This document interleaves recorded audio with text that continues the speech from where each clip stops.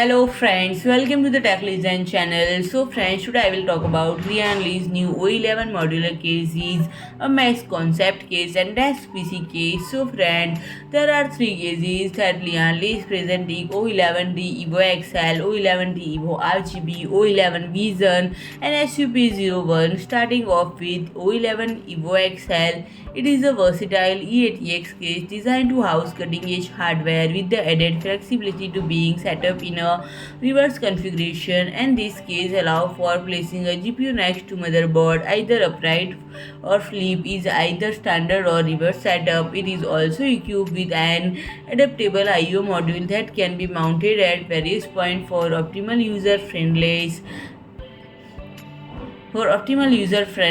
And friend, O11D XL comes with a detachable support column on the front left, providing a unimpeded visual access to case interior. It also boasts a motherboard tray that can be adjusted in height for three different cooling arrangements, even in accommodate up to 3 to 40 radiators seamlessly. And friend, the O11 Vision, which comes with a partnership with PCMR, integrated community suggestion onto the O11D case design. It features three sides of clear tempered glass panel that provide an unitempered glimpse of their interior components, unblocked by structural pillars.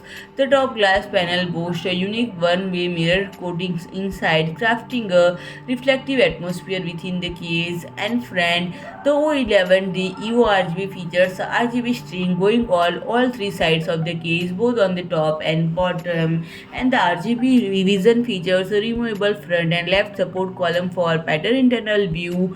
And the SUP O11 vertical case, featuring a compact design, boasts a unique cooling arrangement. The case distinctively thin motherboard chamber allow the GPU to be positioned upright at the front console behind a mesh panel.